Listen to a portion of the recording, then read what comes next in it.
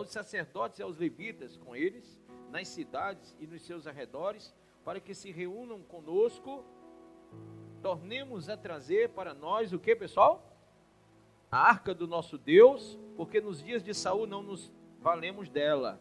Então toda a congregação concordou em que assim se fizesse, porque isso pareceu justo aos olhos de todo o povo. Amém? Diga, Pai, fala ao meu coração, me ensina a tua palavra, em nome do Senhor Jesus. Amém. Podeis vos assentar. Irmãos, quando Davi resolveu fazê-lo, Davi resolveu fazer da forma, do jeito que lhe pareceu ser, e pareceu ao povo ser bom. Tanto que no início do texto nós lemos, se bem vos parece, versículo 2, se bem vos parece, e aí vem, e se vem isso do Senhor, ou seja, o desejo de trazer a arca, vem de Deus, e se bem vos parece, vamos trazer a arca para nós. Muito bem, a ideia era boa, a arca significava na época a presença de Deus. Porém, voltando no tempo, você vai ver que essa arca, ela havia sido tirada deles ainda na época do profeta Samuel, no período onde o sacerdote era Eli. Quem lembra de Eli? Ele tinha 2 filhos, o Hofni e o Finéias, e foi ele que criou o Samuel pequenininho, que foi crescendo lá na casa dele. Lembra disso? Pois bem, esse homem chamado Eli e os seus 2 filhos morreram no dia que a arca foi tirada de Israel. Lembram disso também? Amém. Então eu vou pular aqui para não ter que contar um bocado de coisa. A arca foi levada pelos filisteus, passou por algumas cidades dos filisteus, houve maldição lá, houve praga no meio dos filisteus. Lembram disso? Os tumores, gente morrendo, aquela coisa toda. Aí os filisteus resolveram devolver a arca. Mas como? Como que eles iam devolver essa arca? A Bíblia diz que eles pegaram a arca e resolveram devolvê-la fazendo prova. Qual foi a prova? A prova era a seguinte: se, e aí você vai ver lá deixa eu ver aqui o texto de Samuel, 2 Samuel 6, abra aí, 2 Samuel 6, eu queria mostrar aqui em 2 Samuel 6, quando ele resolve, versículo 1 diz assim, lê comigo: mais uma vez Davi reuniu, quer dizer, não foi só uma vez, os melhores soldados de Israel, num total de quantos? 30 mil homens, 30 mil cabeças. Conduziu-os até a cidade de Baalá, em Judá, com o objetivo de pegar a arca da aliança, sobre a qual se invoca o nome de Deus, Yahvé, Senhor dos exércitos, que se assenta no seu trono entre os querubins. Colocaram a arca onde? Em um carro de boi. Colocaram a arca em um carro de boi. Por que eles colocaram a arca num carro de boi? A Bíblia diz que quando a arca foi devolvida, deixa eu voltar aqui.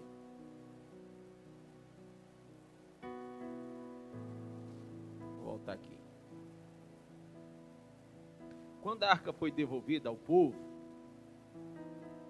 ela foi devolvida num carro com vacas, certo? Pelos filisteus.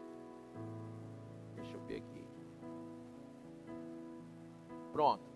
1 Samuel, era 1 Samuel 6, eu estava em 2 Samuel 6, por isso que eu estava, 1 Samuel 6.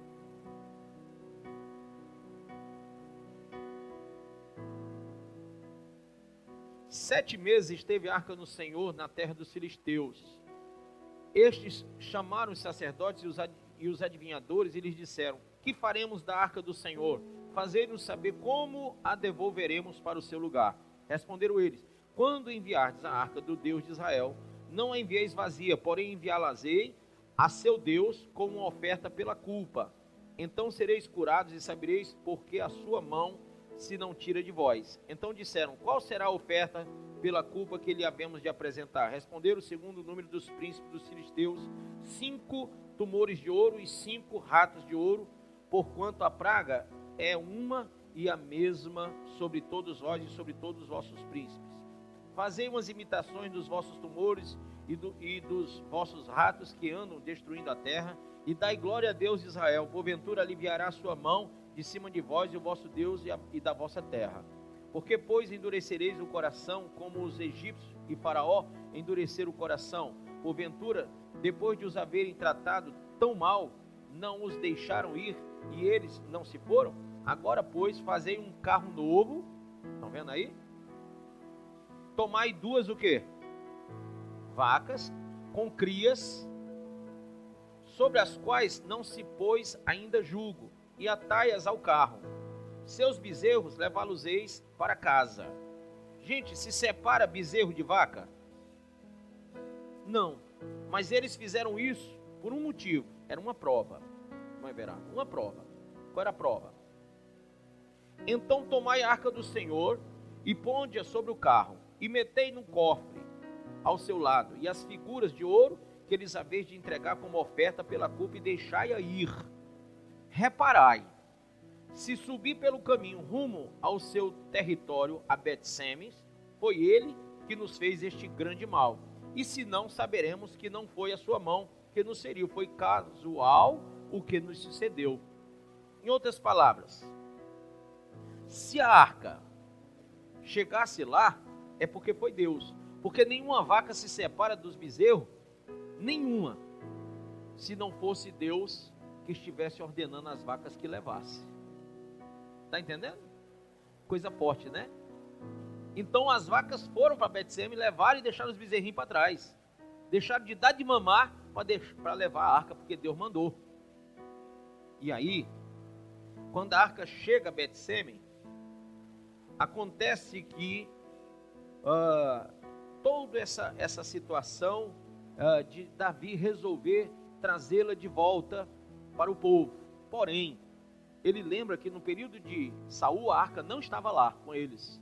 E ele diz, vamos trazê-la, aqui em 2 Samuel 6, e também aqui no texto áureo em 1 Crônicas, capítulo 13, eles resolveram fazer um carro novo. Veja aí em 1 Crônicas 13, verso de número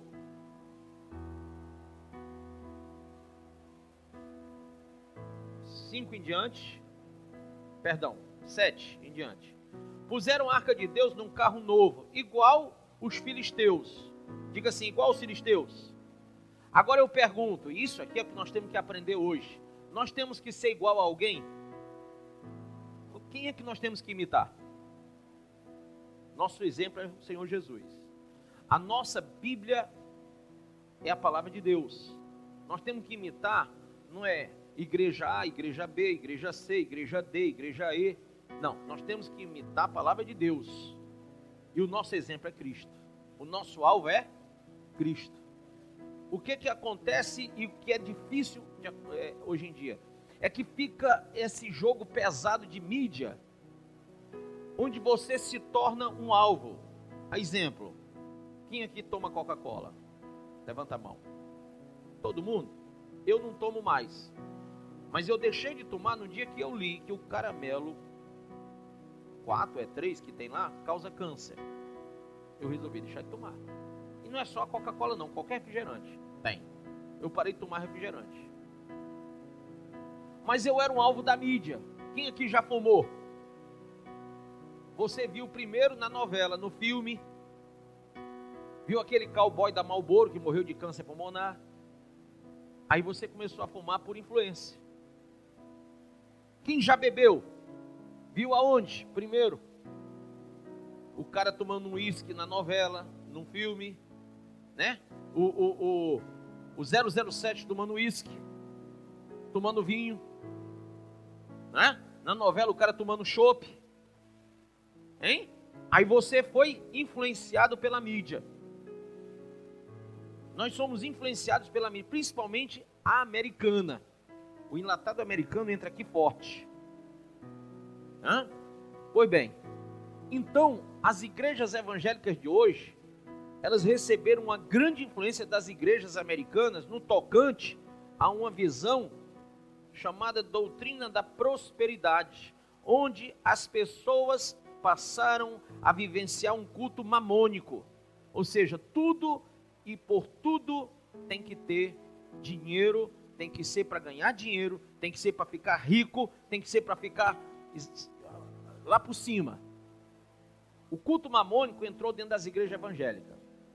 Então, junto com o culto mamônico, a visão triunfalista, quer dizer que ninguém aqui pode perder nada, porque é crente, ninguém pode perder nada. Se você é de Jesus, você não perde nada. Ah, então perdeu? É porque, cara, tu deve estar em pecado, tu deve estar doente, deve ter um negócio espiritual aí contigo, porque tu não está bem. Porque quem está bem não passa por isso.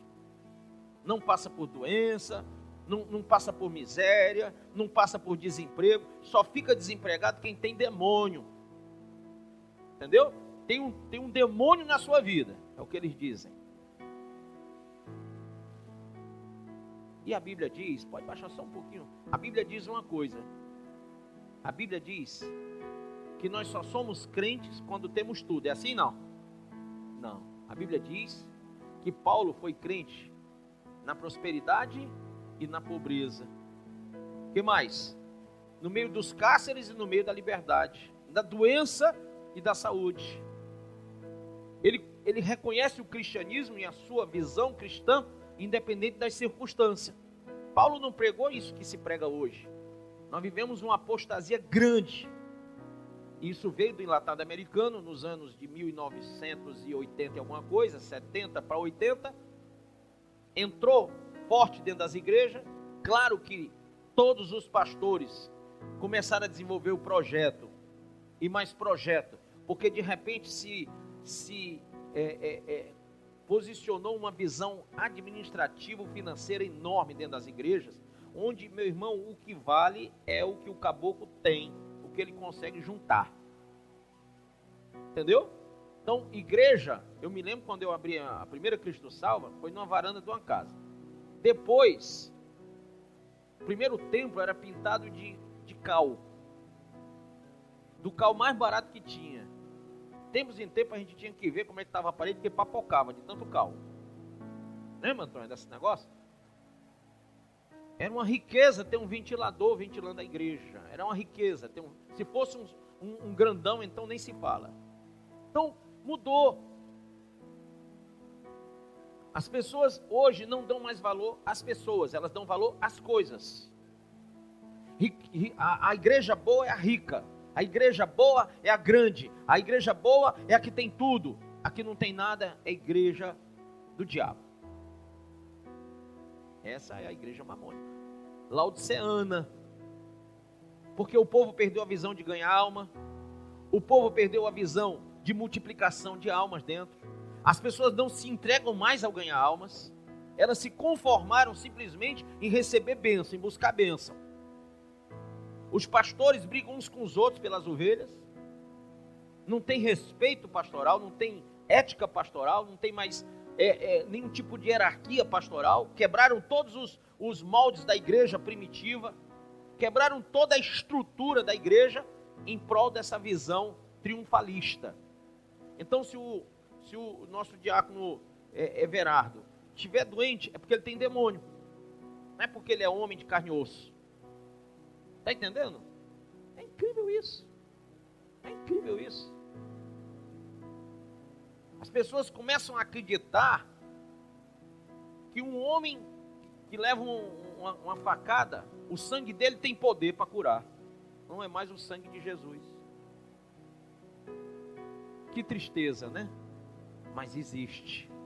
Hoje mesmo eu passei por zap de muita gente aí, uma profeta, uma sem vergonha, de uma safada dizendo que é profeta, cobrando R$500 no pacote de oração. Pacote de oração, já existe isso. Então, amados, 500 conto. Até profecia para morto, para dizer quando é que vai morrer. Então, escute, a igreja perdeu o seu rumo, a igreja perdeu o seu alvo, a igreja apostatou. exatamente como fez Davi aqui. Foi o que Davi fez. Ele pegou o exemplo dos filisteus que transportaram num carro de vaca novo. Ele só fez mudar os bichos. Tirou a vaca e botou o boi. Quer ver? Veja aí. Puseram a arca de Deus num carro novo. E aqui, em 1 Samuel 6, eles disseram aqui, ó. Fazei, versículo 7, um carro novo. Então, todos os dois carros eram novos. No 7 do 6, do 1 Samuel 6, eles botaram 2 vacas, tomai 2 vacas. E aqui, no 13, versículo 7 também. Olha a coincidência, até o 7, ó. É? 1 Samuel 6, 7. 1 Crônicas 13, 7. Carro novo, e a levaram na casa de Abinadab, Uzá e Aiô. Abinadab era o pai, Uzá e Aiô eram os filhos. Guiavam o carro. Davi e todo Israel alegravam-se perante Deus com todo o seu empenho, em cânticos, com harpas, com alaúdes, com tamborins, com símbolos, com trombetas. Quer dizer, o culto estava armado. E aí, a Bíblia diz que em certo momento, aqui, verso 9, quando chegaram à eira de Quidom, estendeu Uzá a mão à arca para segurar, porque os bois tropeçavam. Não era vaca. Só mudaram os bichos. E aí Deus foi, acendeu a ira, ó. Então a ira do Senhor, me dá um livro desse aqui. O ódio, diga ódio. Porque tem gente que ficou com medo do título desse livro. Quem já leu esse livro? É bom ou não é bom? É bom ou não é bom? Não ensina forte?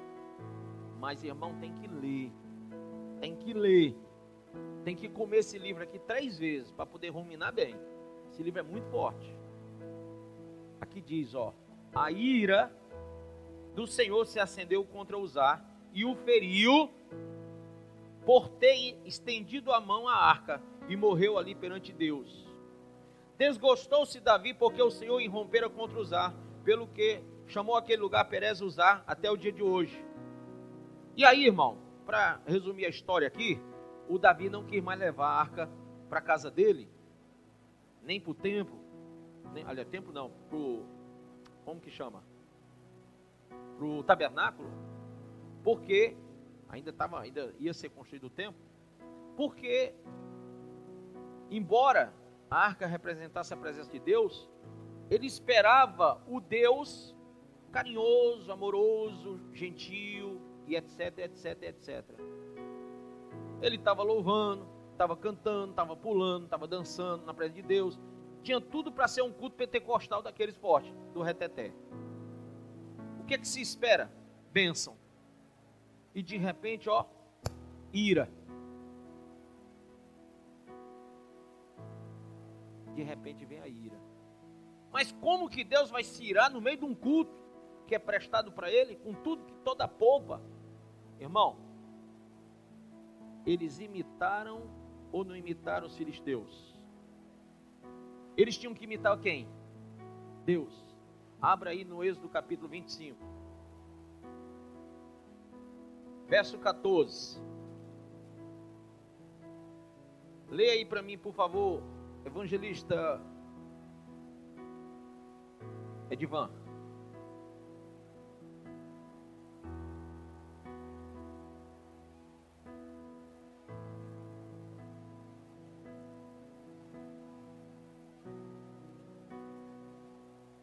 Pronto.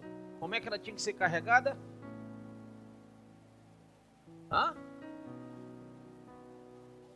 Leia mais. Quem que tinha que carregar?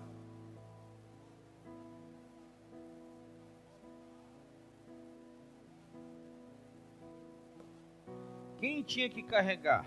Vamos lá. 1 Crônicas 15, versículo de número 12. E lhes disse, Davi: vós sois os cabeças das famílias dos levitas. Santificai-vos, vós e vossos irmãos, para que façais subir a arca do Senhor, Deus de Israel, ao lugar que lhes preparei. Pois visto que não a levaste da primeira vez, quem tinha que levar? Os cabeças das famílias dos levitas. E diz: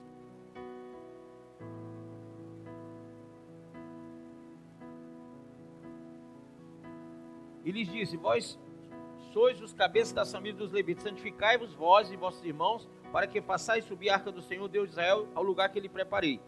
Pois, visto que não a levaste a primeira vez, o Senhor nosso Deus irrompeu contra nós, porque então não o buscamos segundo nos fora o quê? Ordenado. Espera aí, para aí. Tem revelação aqui? Tem ou não tem? Ele fez exatamente como os filisteus. Ele não fez como o Senhor mandou Moisés. Ele não fez como estava escrito. Ele fez como ele viu parecer melhor ao povo. Ora, para o povo, carro novo. Já que trouxeram um carro novo, então vai um carro novo, vamos fazer um carro novo. Porque se os filisteus fizeram um carro novo para a arca, por que nós não vamos fazer um carro novo para ela? E se eles puseram vaca, vamos botar boi, que é melhor ainda. É o bicho mais caro, mais bonito, mais forte. Vamos pegar uns boi bem bonitos para levar. Ele queria fazer o que com isso? Ele estava imitando, mas ele estava querendo chegar a nivelar aos filisteus. Entendeu? E o problema do crente é que ele não se dá o respeito, porque se ele se desse o respeito, ele não ia se nivelar com o que não presta. Ele ia se nivelar com as coisas de Deus. E às vezes as coisas de Deus são coisas simples.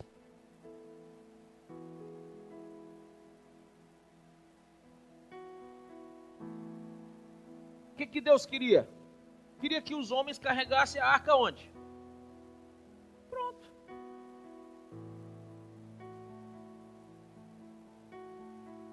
Era só isso. Porque isso não aconteceu, os bois pisaram numa vala lá, a arca ia caindo, Uzá foi, segurou e morreu. Davi agora reconheceu que o motivo da morte de Uzá, de Deus ter se irado, foi culpa deles, dele e dos 30 mil homens que se reuniram e resolveram da maneira errada. Estavam cultuando a Deus, mas da forma errada. Vamos pensar e repensar em como nós cultuamos a Deus. O que é que Deus mais quer na igreja? Não são as almas? Não são pessoas se convertendo ao Evangelho, mudando de vida, sendo transformadas? E hoje as pessoas estão vindo à igreja assim? Está acontecendo isso de verdade? Em montões, como na igreja primitiva, se convertia cada dia se acrescentava mais gente à igreja. Por quê? Porque o povo tinha, Paulo, viscosidade de evangelho, eles corriam atrás, eles tinham amor, eles tinham fé, eles queriam fazer do jeito que Jesus tinha mandado. Davi não fez. E aí, a ira de Deus veio. Ele não esperava, como tem muita gente cultuando a Deus da forma errada, servindo na obra da maneira errada, achando que vai dar tudo certo no final. Não vai, irmão. Se Deus matou Uzá por um erro de quem? De Davi, de mais 30 mil homens. Uzá, na verdade, estava lá na casa dele, com Aiô, com o pai dele, o Abinadab. Não tinha nada, coitado, estava lá. Aí Davi chega e diz: ô Uzá, Aiô, vamos comigo levar essa arca? Vocês já estão aí tão aparentados com ela, já está tanto tempo na casa de Abinadab, vamos comigo? E aí, eles foram fazer um favor. O rei estava mandando, eles foram. Mas eles não tinham resolvido nada. Quem tinha resolvido era Davi, o líder. Resolveu errado, junto com 30 mil homens que também resolveram errado. Quer dizer, que nessa hora não é a quantidade de pessoas, e sim a palavra de Deus. Amém? 31 mil homens, Davi mais 30 mil, não resolveram certo, mas bastava eles lerem Êxodo 25, porque estava lá escrito como é que a arca tinha que ser levada. Era só consultar o texto. Não fizeram isso. Então, hoje a gente vai muito pela questão de para onde a multidão vai. A multidão está indo errada. Os líderes estão levando de forma errada. Aí, irmão, ó, o que ele diz. Irrompeu contra nós porque então não buscamos segundo nos for ordenado. Existe uma ordenança de Deus como devemos buscá-lo. É de todo o coração, é com todo entendimento e com esforço, porque o reino de Deus é conquistado pela força. Amém? Aí diz: santificaram-se, pois, os sacerdotes e levitas para fazerem subir a arca do Senhor Deus de Israel. Os filhos dos levitas trouxeram a arca de Deus aos ombros.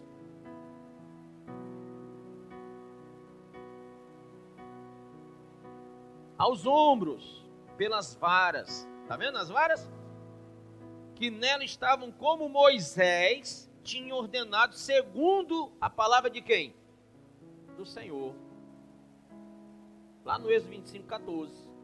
Então, como Moisés ordenou, tinha que ser com as varas e tinha que carregar nos ombros. O evangelho, esse evangelho da facilidade, esse evangelho do comodismo, que você não quer mais carregar o peso do evangelho. Não, vamos pelo mais fácil. Como é que é mais fácil?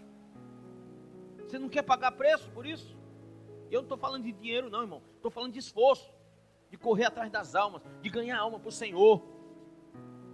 Como a gente fazia, Antônio, antigamente? Saia nas ruas, não era? Grupo para um lado, grupo para o outro, grupo para um lado, grupo para o outro. E no dia do culto, o pessoal perguntava: pai, de onde é que vem esse povo? Porque é só mato para todo canto. E a Palpina ficava lotada, que não cabia gente. Por quê? Porque o grupo saía com aquele desejo de alma, vontade de alma. Esse é o culto verdadeiro a Deus. Ele começa no evangelismo. E ele faz a gente passar pelas dificuldades e não se afastar do evangelho, nem da igreja, nem da obra. A gente tem que começar a meditar nisso, porque a gente vive uma fragilidade tão grande, que o povo acredita que, não, se eu for me mudar para ali, é melhor ficar numa igreja mais perto de casa. E não tem o contexto, nem a visão de quem é o pastor, qual é a igreja, qual é a doutrina, qual é a palavra. Será que Deus quer que eu me afaste da minha igreja, da obra que Ele me chamou, para ir para ali, por causa de uma casa?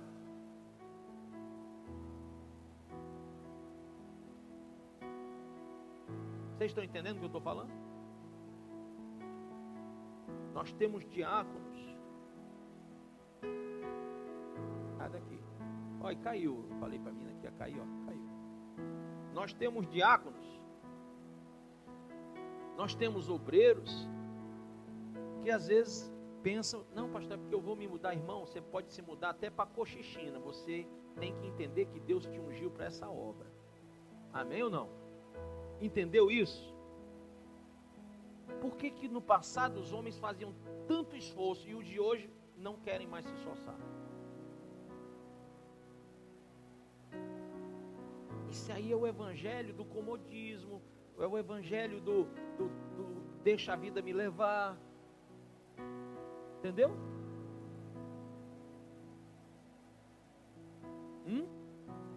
Geração fast food.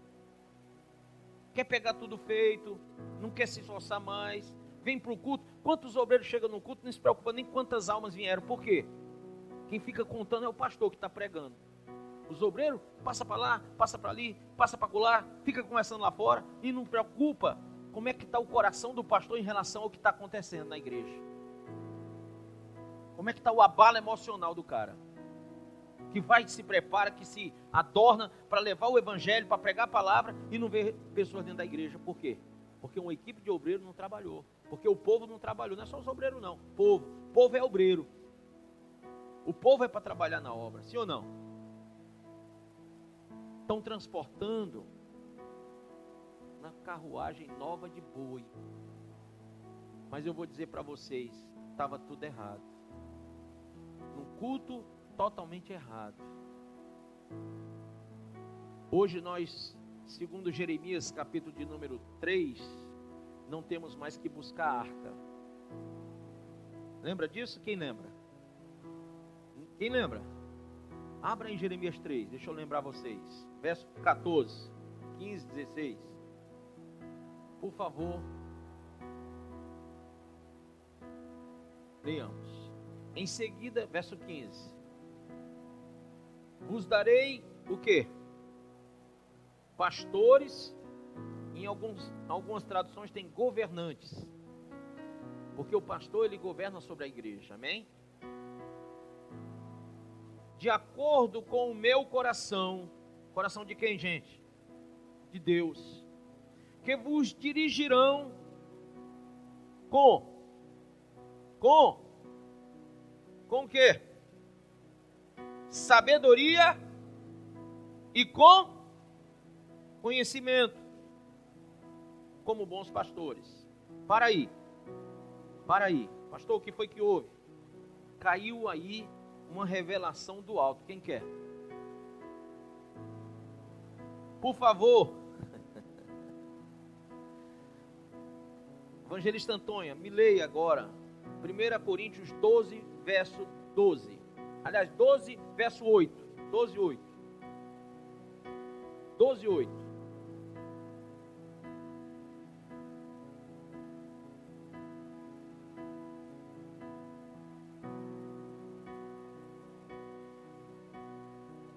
Isso.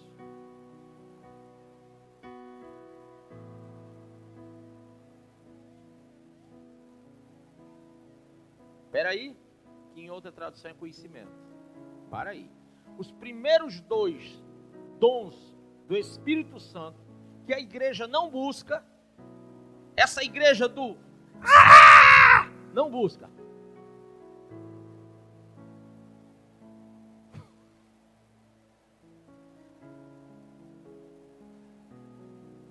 Busca ou não busca? Como é que se tem conhecimento? Como é que se tem conhecimento, gente, no meio da gritaiada?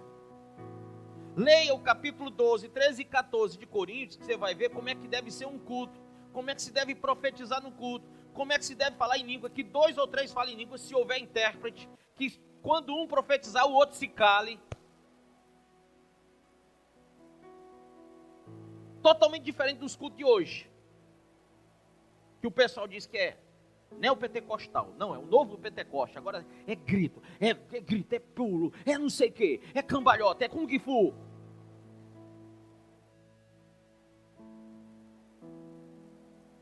Espera aí, quais são os 2 primeiros dons? Conhecimento e sabedoria. Sabedoria e conhecimento. O terceiro é a fé. Mas vamos só nos 2 primeiros. Aqui em Jeremias fala, espera aí, fica em pé que você vai ler. Aqui em Jeremias fala quando que nós vamos deixar de buscar a arca? Quando tiver pastores, governantes que vos dirijam com sabedoria e conhecimento. Esses homens segundo o meu coração. Por quê? Porque só quem tem um coração de Deus vai querer passar para o povo sabedoria e conhecimento. Porque quem não tem quer deixar o povo sem ele nem beira, para fazer o que eles querem, o que eles dizem, o povo faz. O povo vira marionete na mão desses caras. Vocês estão entendendo o que eu estou falando? Estão entendendo? Está entendendo, Paulo? Está entendendo, cara? Está entendendo? Então, os 2 primeiros dons, você vê alguém dizendo assim, ô irmão, ora aí para eu ser batizado com o dom da sabedoria e do conhecimento? Não, dom de língua. Todo mundo tem a língua desse tamanho, ainda quer mais.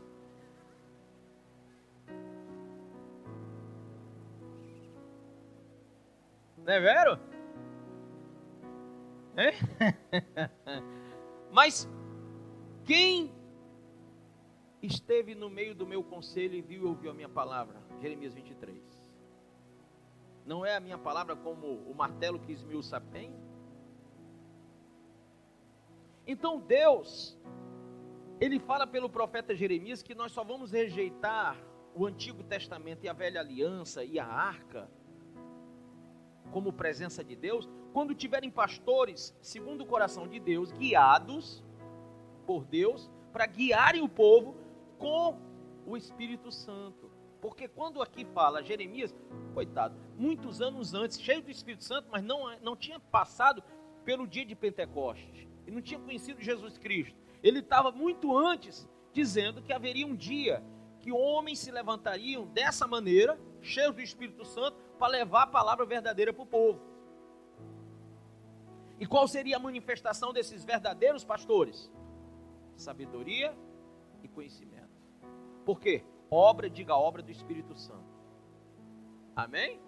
Amém? Mas você vê o povo buscando isso? Não.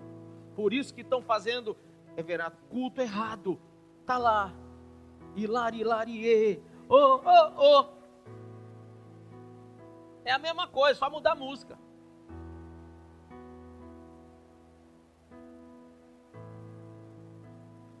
Só muda a música, só bota uma música gospel. É sabor de mel, hilarie, mesma coisa. Porque na verdade, o povo entra mudo e sai calado, o povo não entende nada. Não sabe nem o que está fazendo, faz porque alguém mandou. Então que evangelho é esse, irmão? Está entendendo? Aí a Bíblia diz que o terceiro dom é a fé. Mas a fé, ela tem duas precedências, ou seja, duas coisas que antevêm. Para que a fé seja verdadeira, tem que ter sabedoria e conhecimento. Senão essa fé aqui é mentirosa. O que é que as igrejas que falam de fé pregam? Pregam fé. Mas elas pregam sabedoria e conhecimento? De forma alguma. Elas instigam as pessoas, estimulam as pessoas a manifestarem uma fé em Deus através de sacrifícios e de cultos levíticos, trazendo a arca de novo, trazendo o templo de Salomão, o tabernáculo, as vestimentas sacerdotais. O povo desprovido dos dois primeiros dons, mesmo falando em língua e etc., mas desprovido do conhecimento e da sabedoria, está sendo destruído por aquele que é o ladrão. Quem é o ladrão? João 10:10. Quem é o ladrão? Quem disse? Quem disse? Quem disse? Quem falou? No texto diz que é o diabo. Lá diz que é o ladrão. E o ladrão precisa ser só o diabo? O ladrão pode ser um homem, um líder, uma liderança que está roubando, matando e destruindo. Porque o diabo, Lúcifer, ele não vai pastorear a igreja, irmão. Ele vai mandar os servos dele pastorear. Então ele manda o ladrão, que diz: eu sou o pastor mais rico do mundo, não tem mais rico do que eu. Ou outro que diz: eu tenho uma Mercedes Benz, eu não sei. É Benz? É, pois é. Eu sei que tem gente que é meu bem, depois é meus bens, aí eu não sei. Está entendendo? Aí esse povo fica acreditando nessa mazela de coisa. Não, porque é a fé, é a fé, é a fé. Fé sem conhecimento, sem sabedoria. Fé sem a presença orientadora do Espírito. E quem o Espírito Santo vai usar? Pastores com o coração, segundo o coração de quem? De Deus. Se não tem, é ladrão. É ladrão e salteador. É mercenário, não é missionário. Está pulando pelo muro, não está entrando pela porta. E está assim, ó. Está assim. Um imitando o outro. Sanguessuga e suas filhas. É um imitando o outro. Um imitando o outro. Então, amados, a igreja precisa voltar à visão primitiva. Eu estou lutando com isso há 10 anos já. A igreja tem que voltar à visão primitiva. Deus disse, eu disse, Senhor, eu vou sair vivo de mais esse ano de 2016, eu estava para fazer a cirurgia, eu vou sair vivo. Meu filho, tu vai porque eu tenho um projeto contigo. Aí quando foi no início de 2017, Deus disse, o meu projeto é que tu vai meter a boca, tu vai estourar a boca do balão em 2017, 2012, o tempo que eu vou te dar. Enquanto eu não voltar, tu vai meter bala em tudo que é pastor de Baal. O que tem de pastor, ladrão, porque o ladrão não é o pedinte de oferta e dízimo não, gente. Oferta e dízimo não é ser ladrão.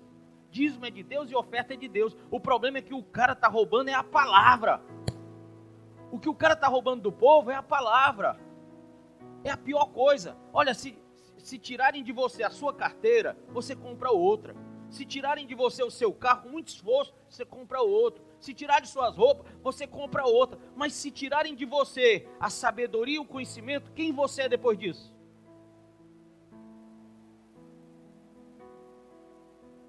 Então o maior roubo é o intelectual. Estão roubando da igreja o fundamento. O princípio basilar da presença do Espírito Santo e da fé genuína é sabedoria e conhecimento. Entendeu, Diana? Se não tem, essa fé é morta em si mesma. Essa fé é mentirosa.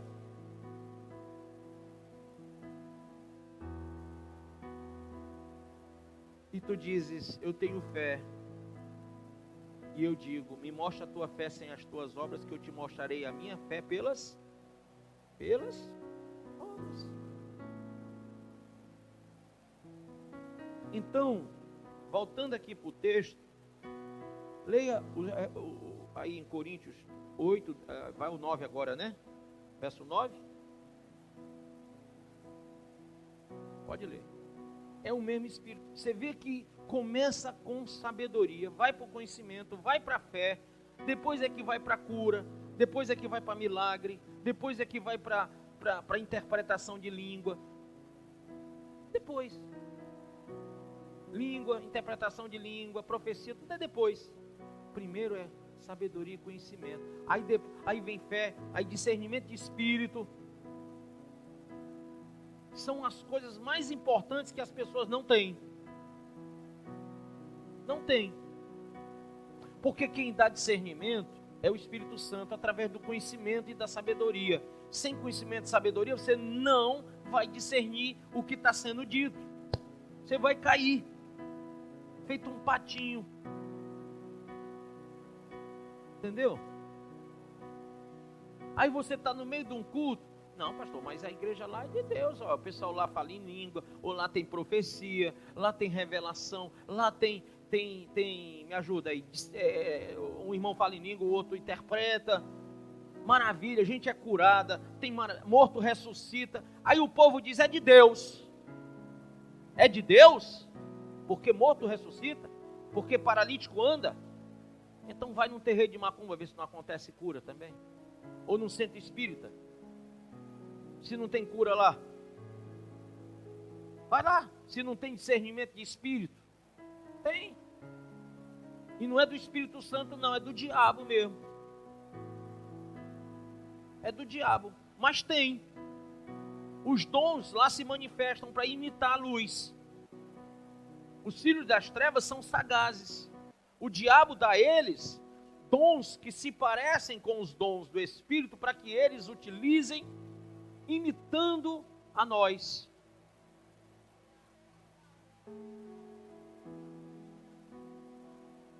Aí, tu devia ir lá.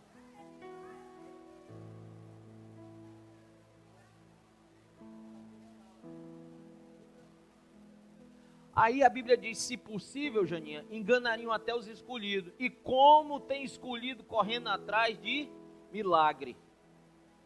Mas a pergunta é, o Espírito Santo tem milagre para a vida do Roberto e não tem para a vida do Everardo? Me responda, é só para um? Não, é o mesmo Espírito que opera em todos como ele quer. Como ele acha necessário. E há um texto que diz que tudo que ele nos dá é para ser usado. Usado para ele. Se ele não puder usar, ele não dá. Apraz quer dizer satisfaz. Ele tem uma vontade, ele te dá o carro, mas tu vai ter que transportar no teu carro aquilo outro. Deu, agora usa do jeito que ele quer. Ele te dá uma casa, mas agora você vai receber anjos na sua casa, como fez Ló. Entendeu? Então, Paulo, as pessoas estão sendo levadas e trazidas pelo desconhecimento. A falta da presença do Espírito Santo, em grande parte da população evangélica, é a falta da sabedoria e do conhecimento. Aí manifesta a fé. Aí tem dom de língua, o diabo também fala em língua. Dom de visão, o diabo também dá visão por dele. O que mais? Dom de discernimento. Qualquer satanista sabe quem é de Deus e quem não é. Dom de profecia. Você não já viu o falso profeta? Está na Bíblia ou não está? Então tem. Então, meu irmão, vamos e venhamos. Quais são os dons que realmente distinguem se você está fazendo ou não a coisa direita?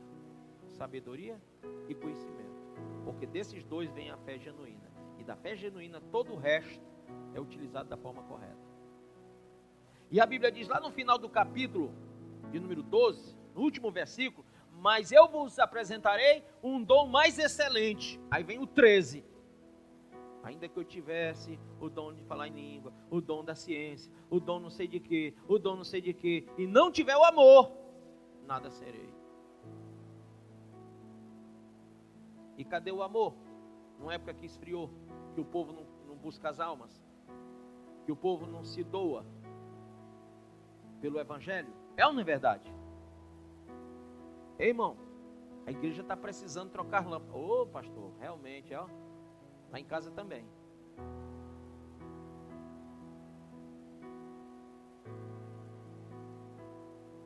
Está entendendo? É uma época difícil, porque não tem mais aquela coisa que a igreja primitiva tinha. Ô Francisco, metade da tua fazenda, não, toda, vende. Vamos distribuir aqui para a Silvia, vamos distribuir para... Você também quer? Pronto, a Antônia, entendeu? A Tamires tá gordinha não, ela tem que emagrecer, deixa eu passar ali. A Diana cresceu os olhos. Então, vamos dividir essa fazenda do Francisco para abençoar a vida delas. Vamos dividir a fazenda da Yara para abençoar a vida de mais 4. Vamos vender todas as fazendas, vamos dividir entre todos e todos vão viver bem. Tem isso hoje? Tem não. Não tem. Não se consegue mais manter nenhuma igreja com todas as lâmpadas acesas? Quando se prega o Evangelho? Porque não há mais o espírito de doação. Acabou. Não se doa oferta, não se doa o dízimo, não se doa o tempo, não se doa nada. E nós vamos ver que nós precisamos doar. Amém? Para viver o verdadeiro Evangelho, nós temos que aprender a ser espelho. Amém, irmãos? Então, são coisas que nós somos dispenseiros, ou seja, conhecedores profundos. Ele nos deu a conhecer. Lá em 1 Pedro 4,10 diz que nós somos dispenseiros das coisas que o Senhor deixou para nós. Agora, lá em 2 Pedro 1, de 3 a 8, diz que Ele nos confiou essas coisas. Confiou. Você confia? Ele confiou em você. Lá em Efésios capítulo 5, 15 e 16 diz que até o nosso tempo não nos pertence mais. Quem crê?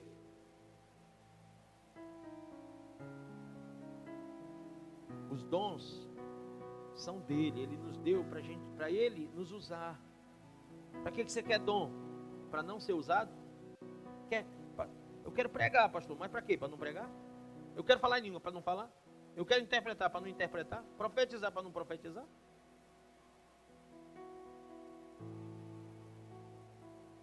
Lucas 12, 48, quem pegou? Lê aí para mim, irmão Verá. Espera aí, Contudo, aquele que não conhece a vontade do seu Senhor e praticou coisas que lhe faziam estar sujeito a castigos. Vai aí. O cara é empregado, mas ele não reconhece o patrão. Não sabe o que é o patrão. Aí faz tudo o que dá na cabeça. Ele será recompensado ou não? Não. Será castigado.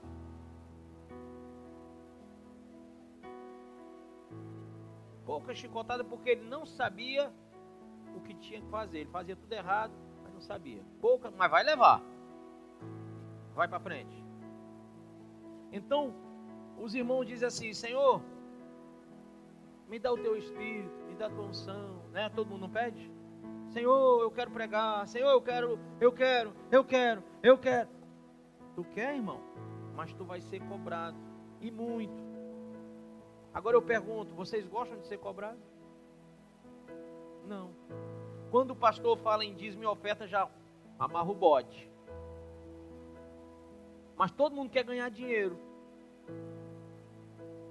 Quando fala em almas, os obreiros ficam, o povo da igreja fica, rapaz, já vai cobrar de novo. Espera aí. E qual é o fundamento da igreja? Não são as almas? Se você recebeu o chamado para ser obreiro, foi para quê? Para não ser cobrado? Então não pode cobrar.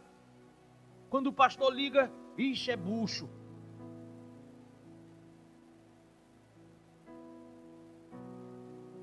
Aí vem o estresse.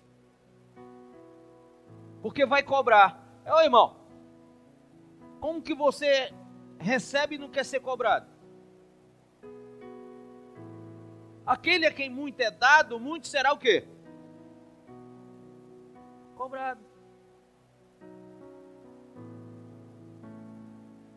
Como que você quer crescer no evangelho e não quer ser cobrado? Como que você quer ser obreiro e não quer ser cobrado? Quer ser diácono e não quer ser cobrado? Quer ser evangelista, mas não quer ser cobrado? Quer ser pastor, mas não quer ser cobrado? Nós vamos ser cobrados, irmão. Nós temos que ser cobrados. Por quê? O povo de Israel foi muito sábio. Disse, olha, Moisés, fala tu a nós, porque se Deus falar, nós vamos morrer. Vai vir o dia da cobrança. A qualquer momento, esse ódio vai se manifestar. Eu vou fazer aquela pergunta do livro.